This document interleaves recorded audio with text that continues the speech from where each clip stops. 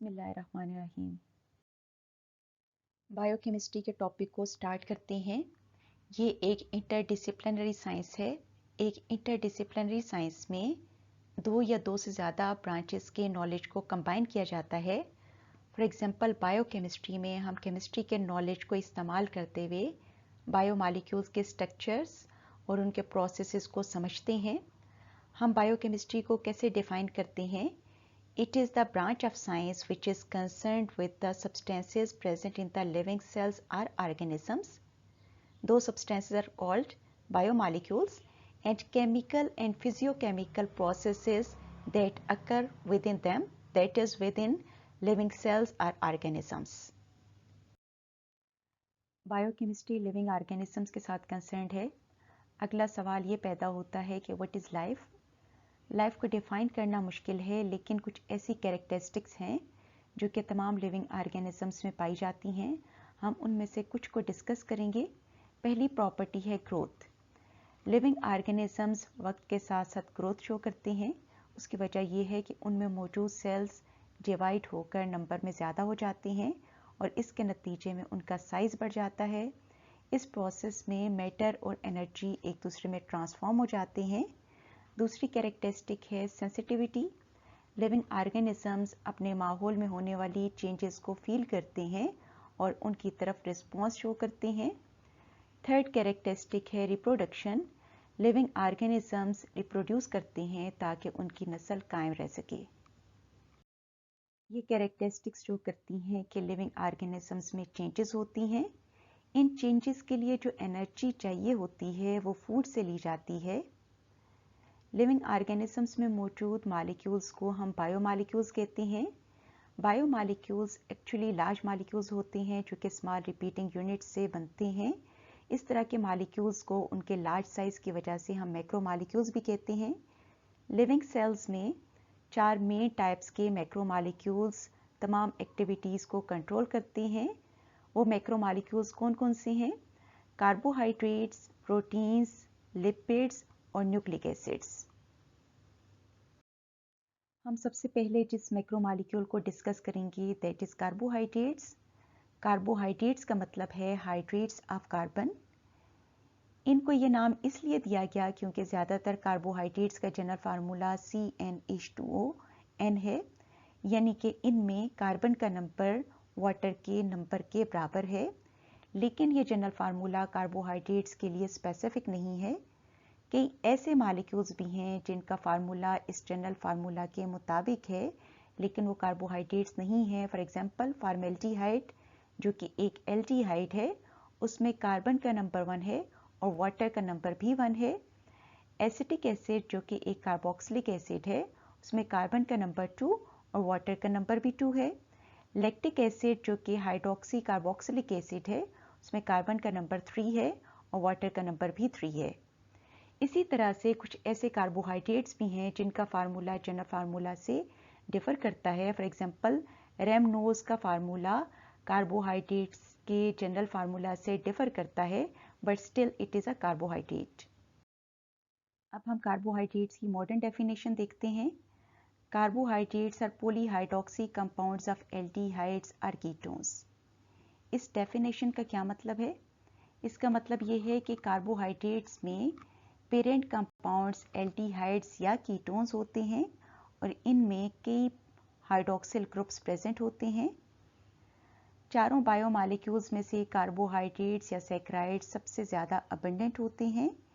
ये शुगर की तरह के छोटे मॉलिक्यूल्स भी हो सकते हैं और स्टार्च की तरह लार्ज मॉलिक्यूल्स भी हो सकते हैं। लिविंग ऑर्गेनिजम्स की बॉडीज़ में इनके कई काम होते हैं। ये एनर्जी का मेन सोर्स होते हैं।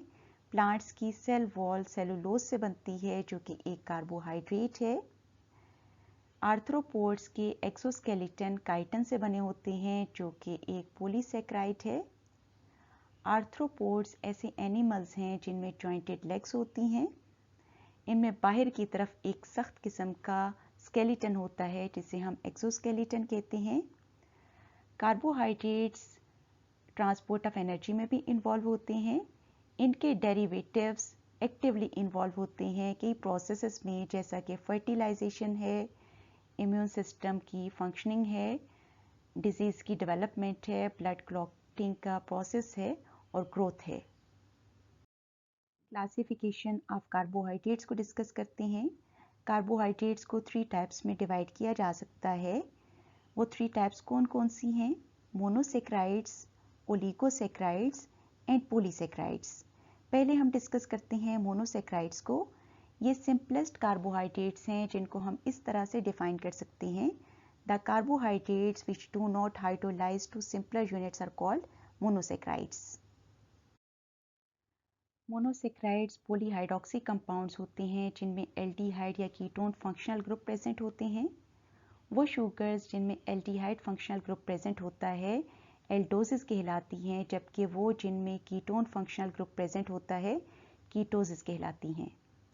मोनोसेक्राइड में 3 से लेकर 9 तक कार्बन एटम्स प्रेजेंट हो सकते हैं। सबसे सिंपल मोनोसेक्राइड में 3 कार्बन एटम्स प्रेजेंट होते हैं और हम उसे ट्राइओस कहते हैं। इनके नाम इस बात पे डिपेंड करते हैं कि इनमें कार्बन एटम का नंबर क्या है। 3 कार्बन एटम वाले मोनोसेक्राइड्स को ट्राइओसिस कहते हैं, 4 वालों को टेट्रोसिस कहते हैं, 5 वालों को पेंटोसिस, 6 वालों को हेक्सोसिस, 7 वालों को हेप्टोसिस, 8 वालों को ऑक्टोसिस और 9 वालों को नानोनिस कहते हैं। यहाँ पर कुछ मोनोसेक्राइड्स के स्ट्रक्चर्स गिवन हैं। Glyceraldehyde which is a triose, dextroribose which is a pentose, dextroglucose, dextrofructose and dextrogalactose which are hexoses। Nature में सबसे ज़्यादा पाए जाने वाले मोनोसेक्राइड्स में पेंटोसिस और हेक्सोसिस होती हैं। राइबोस पेंटोस शुगर के एग्जाम्पल है जो कि न्यूक्लिक एसिड्स में पाई जाती है। ग्लूकोज, गैलेक्टोज और फ्रुक्टोज हेक्सोसिस हैं। ग्लूकोज ब्लड शुगर भी कहलाती है। ये हनी, फ्रूट्स और कॉर्न में पाई जाती है। ये एक सेल के लिए मेन एनर्जी सोर्स है क्योंकि माइटोकॉन्ड्रिया में होने वाले रेस्पायरेशन के प्रोसेस में ये फ्यूल के तौर पे यूज़ होती है।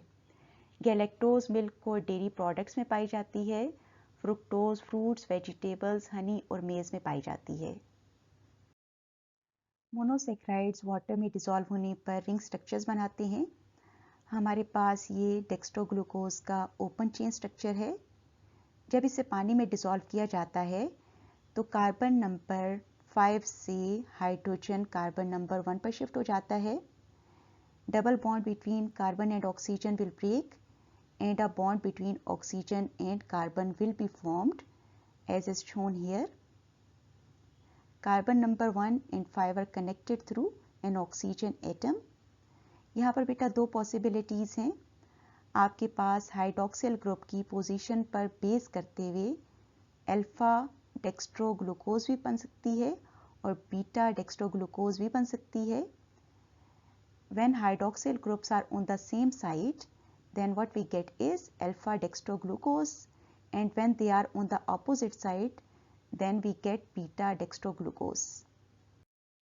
फ्रुक्टोज एक्वस सॉल्यूशन में एक 5 मेंबर ड्रिंक बनाती है।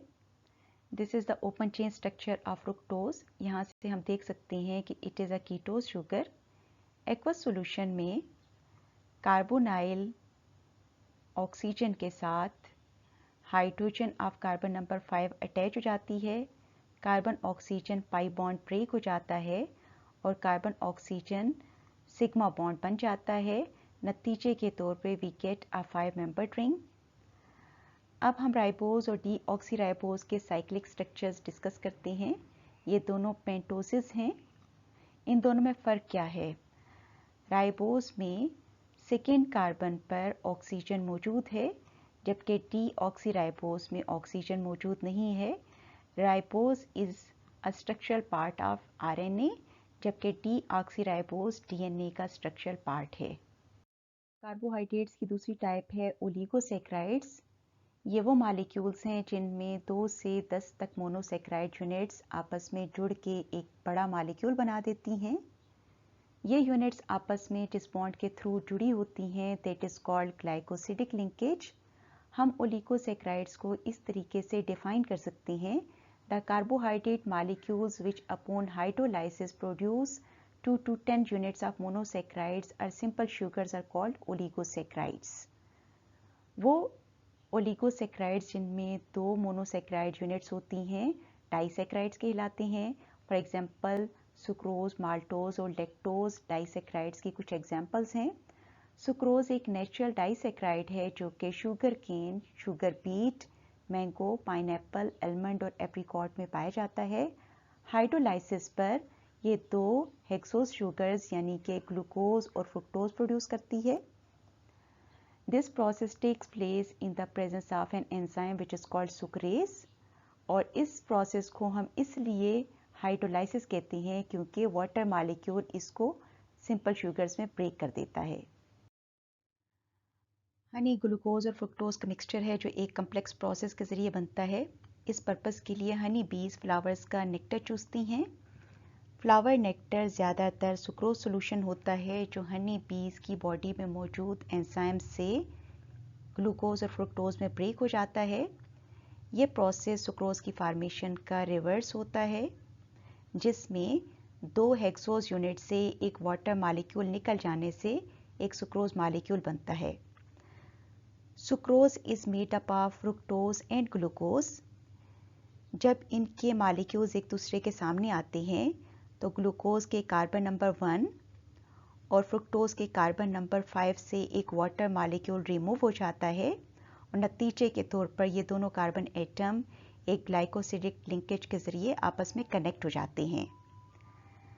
लैक्टोज हाइड्रोलाइसिस पर ग्लूकोज और गैलेक्टोज देती है। इस प्रोसेस के लिए लैक्टेज एंजाइम रिक्वायर्ड होता है। माल्टोज एक डाइसैकराइड है जो कि 2 ग्लूकोज यूनिट्स से बनता है। हाइड्रोलाइसिस पर ये 2 ग्लूकोज यूनिट्स प्रोड्यूस करेगा। कार्बोहाइड्रेट्स की थर्ड टाइप एक्चुअली मैक्रोमॉलिक्यूल्स हैं and they are called polysaccharides. इन कार्बोहाइड्रेट्स में मोनोसैकराइड यूनिट्स का लार्ज नंबर कंबाइन होकर बड़ा सा एक मॉलिक्यूल बना देता है। हम इनको इस तरह से डिफाइन कर सकते हैं the carbohydrates which produce large number of monosaccharide units on hydrolysis are called polysaccharides. Polysaccharides की कुछ एग्जांपल्स हैं स्टार्च, सेलुलोज और ग्लाइकोजन और इन तमाम में मोनोसैकराइड यूनिट है ग्लूकोज। बहुत सी ग्लूकोज यूनिट्स कंबाइन करके ये मॉलिक्यूल्स प्रोड्यूस करती हैं। मैक्रोमॉलिक्यूल्स की फॉर्मेशन को समझने के लिए हम यहाँ पर एक डाइसैकराइड को कंसीडर करते हैं जो कि 2 ग्लूकोज यूनिट से बनता है। हर ग्लूकोज मॉलिक्यूल 2 ग्लाइकोसिडिक बॉन्ड्स बना सकता है और इस प्रोसेस में कार्बन नंबर 1 और 4 इन्वॉल्व होते हैं। हमने ये डिस्कस किया कि ग्लूकोज का एक मॉलिक्यूल 2 ग्लाइकोसिडिक लिंकेज बना सकता है। इट मीन्स कि एक ग्लाइकोसिडिक लिंकेज यहाँ पे बन सकती है जबकि दूसरी यहाँ पे बन सकती है। जब 2 ग्लूकोज यूनिट्स के कार्बन नंबर 4 और 1 एक दूसरे के सामने आते हैं तो इनमें से एक वाटर मॉलिक्यूल रिमूव हो जाता है और carbon number 4 of this glucose and carbon number 1 of this glucose combine through a glycosidic linkage. ये प्रोसेस यहाँ पर स्टॉप नहीं होता बल्कि यहाँ पर और यहाँ पर भी ग्लाइकोसिडिक लिंकेज बन सकती है। यहाँ पर हम एक फ्रैक्शन देख रहे हैं एक पॉलीसैकराइड की जिसमें कई ग्लूकोज यूनिट्स आपस में ग्लाइकोसिडिक बॉन्ड के थ्रू जुड़ी हुई हैं। यहाँ पर ब्रांचिंग नहीं है। जब ब्रांचिंग होती है तो कार्बन नंबर 1 और 6 इन्वॉल्व होते हैं। सेलुलोज का स्ट्रक्चर स्टार्च और ग्लाइकोजन से डिफरेंट होता है क्योंकि यहाँ पर मोनोसैकराइड यूनिट बीटा डेक्स्ट्रोग्लूकोज है। इसके नतीजे में ग्लाइकोसिडिक लिंकेज इस मैनर में बन जाती है। सेलुलोज प्लांट की सेल वॉल का मेन कंपोनेंट है। ह्यूमन बॉडी इसे डाइजेस्ट नहीं कर सकती लेकिन कैटल और टर्माइट्स की बॉडी इसे डाइजेस्ट कर सकती है। अब हम कार्बोहाइड्रेट्स की तीनों टाइप्स यानी मोनोसैकराइड्स, डाइसैकराइड्स और पॉलीसैकराइड्स की कुछ एग्जांपल्स देखते हैं। ग्लूकोज हमारे पास पहली एग्जांपल है। It is a monosaccharide aldose and hexose.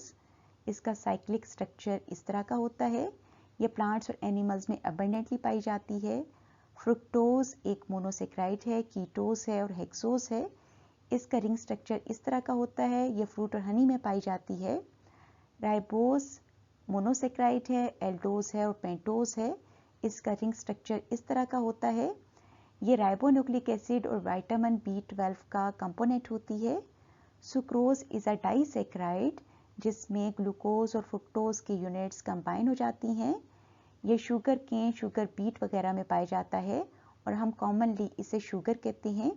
Maltose is an other example of a disaccharide which is made up of 2 glucose units. It is found in malt. Lactose भी एक disaccharide है जो कि glucose और galactose unit से बनती है। It is found in milk. अब आता है starch which is a polysaccharide. It is made up of chains of glucose units which are alpha D glucose and it is found in plant storage organs, for example potato, wheat, grains etc. दूसरी example है polysaccharides की cellulose जो कि beta D glucose की chain से बनती है। ये प्लांट की सेल वॉल का स्ट्रक्चरल मटेरियल है। अब हम कार्बोहाइड्रेट्स के कुछ फंक्शंस डिस्कस करते हैं। They are the main energy source for a body. हमारे फूड के कंपोनेंट्स में कार्बोहाइड्रेट्स, प्रोटीन्स, फैट्स, विटामिन्स और मिनरल्स शामिल होते हैं। एनर्जी प्रोडक्शन के लिए 3 कंपोनेंट्स यूज़ हो सकते हैं, यानी कि प्रोटीन्स, कार्बोहाइड्रेट्स और फैट्स। प्रोटीन्स हमारी बॉडी का स्ट्रक्चर भी बनाती हैं और उसके फंक्शंस में भी बहुत बड़ा रोल प्ले करती हैं। Enzymes are mostly proteins. अगर ये एनर्जी सोर्स के तौर पे यूज़ हो जाएं तो बॉडी के फंक्शंस इफ़ेक्ट हो सकते हैं, उसकी डेवलपमेंट इफ़ेक्ट हो सकती है। इसलिए कार्बोहाइड्रेट्स एनर्जी प्रोडक्शन के काम आते हैं और प्रोटीन्स को बिल्डिंग, रिपेयरिंग और बॉडी टिश्यूज़ की मेंटेनिंग के लिए स्पेयर कर देते हैं। बॉडी के लिए मेन एनर्जी सोर्स है ग्लूकोज, लेकिन अगर बॉडी में कार्बोहाइड्रेट्स काफ़ी ना हो तो फैट्स एनर्जी प्रोडक्शन के काम आते हैं। फैट्स के साथ एक इशू ये है कि उनके 1 ग्राम से कार्बोहाइड्रेट्स और प्रोटीन्स की निस्बत तकरीबन डबल एनर्जी प्रोड्यूस होती है। 1 gram of fats produce 9 kilocalories of energy while 1 gram of carbohydrates and proteins produce approximately 4 kilocalories of energy. अगर बॉडी एनर्जी जनरेशन के लिए सिर्फ फैट्स पर डिपेंड करे तो उसमें कीटोन बॉडीज प्रोड्यूस होती हैं। इस कंडीशन को हम कीटोसिस कहते हैं। अगर फैट मेटाबॉलिज्म अनकंट्रोल हो जाए तो एक लाइफ थ्रेटनिंग कंडीशन पैदा होती है जिसे हम कीटो एसिडोसिस कहते हैं। इस कंडीशन में बॉडी की एसिडिटी बढ़ जाती है। अगर बॉडी एनर्जी जनरेशन के लिए फैट्स के साथ साथ कार्बोहाइड्रेट्स पर भी डिपेंड करे तो इस कंडीशन से बचा जा सकता है। थर्ड फंक्शन है energy source for the brain. Brain body की टोटल एनर्जी का तकरीबन 1/5 यूज़ करता है क्योंकि उसे बॉडी के सारे फंक्शंस को रेगुलेट करना होता है। ब्लड ग्लूकोज ब्रेन के लिए मेन एनर्जी सोर्स के तौर पे यूज़ होती है। ये एक सिग्नलिंग मॉलिक्यूल के तौर पे भी यूज़ होती है ताकि मेटाबॉलिज्म के रेट को कंट्रोल किया जा सके। ब्लड ग्लूकोज के ज़्यादा होने से मेटाबॉलिज्म के रेट को कम हो जाना चाहिए और इसके कम होने से मेटाबॉलिज्म के रेट को ज़्यादा हो जाना चाहिए। अगला फंक्शन है growth of healthy bacteria in intestines. हमारी इंटेस्टाइन्स में मौजूद कई बैक्टीरिया डाइजेशन में हेल्प करते हैं। कुछ कार्बोहाइड्रेट्स उनकी ग्रोथ में हेल्प करते हैं।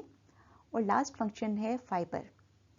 ह्यूमन बॉडी सेलुलोज को डाइजेस्ट नहीं कर सकती क्योंकि हमारी बॉडी में सेलुलेज एंजाइम नहीं होता। तो जिन डाइट्स में प्लांट्स बहुत से होते हैं उनका ज़्यादातर पोर्शन हमारी बॉडी में डाइजेस्ट नहीं होता and it behaves as fibre, जो कि कॉन्स्टिपेशन, कैंसर, हार्ट डिजीजेस और डायबिटीज़ वगैरह को काबू करने में हेल्प करता है। आखिर में हम कार्बोहाइड्रेट्स की न्यूट्रिशनल इम्पोर्टेंस डिस्कस करते हैं। ये बॉडी में मेन एनर्जी सोर्स हैं। वो कार्बोहाइड्रेट्स जो कि एनर्जी जनरेशन के हिसाब से ज़्यादा हो जाते हैं बॉडी में ग्लाइकोजन के तौर पे स्टोर हो जाते हैं। ये प्रोटीन्स को स्पेयर करते हैं ताकि वो अपने स्ट्रक्चरल और फंक्शनल काम कर सकें। ये फैट्स के मेटाबॉलिज्म को कंट्रोल करते हैं और कीटो एसिडोसिस को अवॉइड करने में हेल्प करते हैं। ये कुछ इंपॉर्टेंट मॉलिक्यूल्स का पार्ट भी हैं। For example ribose is the part of RNA while deoxyribose is the part of DNA। In functions की वजह से हेल्दी डाइट में कार्बोहाइड्रेट्स को शामिल होना चाहिए, लेकिन कुछ हेल्थ इश्यूज इनके एक्सेस यूज़ के साथ रिलेटेड हैं जैसा कि ओबेसिटी, डायबिटीज़। टूथ डिके वगैरह, हम ये कह सकते हैं कि किसी भी चीज़ की ज़्यादती नुकसानदेह होती है। अब हम कार्बोहाइड्रेट्स के यूज़ के साथ रिलेटेड हेल्थ प्रॉब्लम्स को डिस्कस करेंगे। पहली हेल्थ प्रॉब्लम है ओबेसिटी या मोटापा। ये कंडीशन तब पैदा होती है जब बॉडी में फैट्स एक्यूमुलेट हो जाती हैं। ओबेसिटी कई बीमारियों की रीज़न है, जैसा कि heart disease, diabetes, high blood pressure और कैंसर वगैरह। ये कंडीशन तब पैदा होती है जब बॉडी मास इंडेक्स 30 से बढ़ जाता है। Now the question is, what is body mass index? It is the ratio of body weight in kilogram to square of height in metres. आप बेटा यहाँ पर देख सकती हैं कि जब वेट बढ़ता जाता है तो नतीजे के तौर पे बॉडी मास इंडेक्स भी बढ़ता जाता है, और जब ये रेशियो 30 से बढ़ जाती है तो नतीजे के तौर पे मोटापा पैदा होता है। मोटापे की दो मेन रीजंस हैं, ओवर ईटिंग और पैसिव लाइफस्टाइल। आमतौर पर एक बंदे को एक दिन में जितनी कैलोरीज रिक्वायर्ड होती हैं, they are in range of 2000 to 2500 kilo calories. ये रिक्वायरमेंट एज, जेंडर और फिजिकल एक्टिविटीज़ के हिसाब से डिफ़र कर जाती हैं, लेकिन मोटापे की मेन रीज़न ये है कि हम ज़्यादा कैलोरीज लें और कम को यूज़ करें। अब ये जो सरप्लस कैलोरीज होती हैं ये बॉडी में फैट्स के तौर पे स्टोर हो जाती हैं। हम ये डिस्कस कर चुके हैं कि फैट्स के 1 ग्राम से तकरीबन 9 किलो कैलोरीज एनर्जी प्रोड्यूस होती है, जो कि कार्बोहाइड्रेट्स की पर ग्राम एनर्जी यानी कि 4 किलो कैलोरीज का तकरीबन डबल है। यहाँ पर कंसीडर करें दो पर्सन्स को जिनमें से एक हाई फैट फूड खा रहा है जबकि दूसरा उतनी ही अमाउंट में हाई कार्बोहाइड्रेट्स फूड खा रहा है। तो हाई फैट फूड खाने वाले की बॉडी में सरप्लस कैलोरीज दूसरे की निस्बत तकरीबन डबल होंगी, जो कि फैट के तौर पे स्टोर हो जाएंगी और उसके बॉडी वेट को बढ़ा देंगी।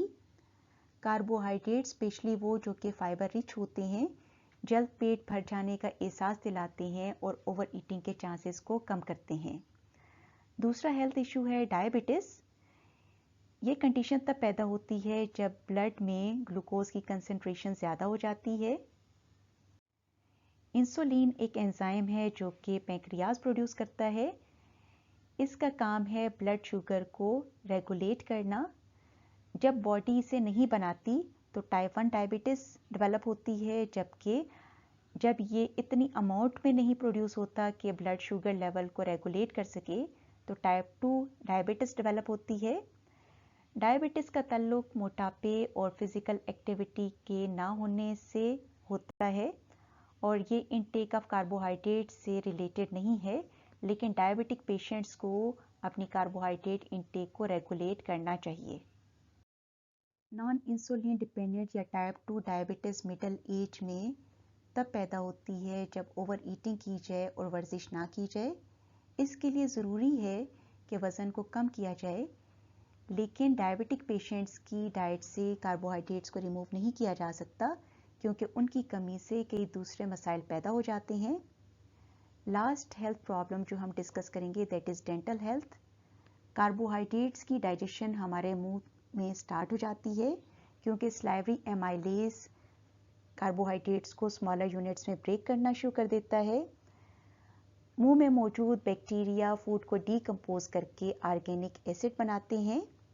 ऑर्गेनिक एसिड की प्रोडक्शन से माउथ में हाइड्रोजन आयन की कंसंट्रेशन ज़्यादा हो जाती है और ये दांतों को नुकसान पहुंचाती है। टूथ इनेमल एक मिनरल से बनता है जिसे हम हाइड्रोक्सी एपेटाइट कहते हैं। It has this formula. आमतौर पे स्लाइवा अपनी ऑलमोस्ट न्यूट्रल पीएच को मेंटेन रखता है और इसके नतीजे में टूथ डिके प्रिवेंट हो जाता है। लेकिन अगर हम कार्बोहाइड्रेट्स की ज़्यादा अमाउंट लें तो मुंह में हाइड्रोजन आयन की कंसंट्रेशन बढ़ जाती है, जो कि इस मिनरल से इसको रिमूव कर देती है और नतीजे के तौर पे टीथ में कैविटीज़ प्रोड्यूस हो जाती हैं।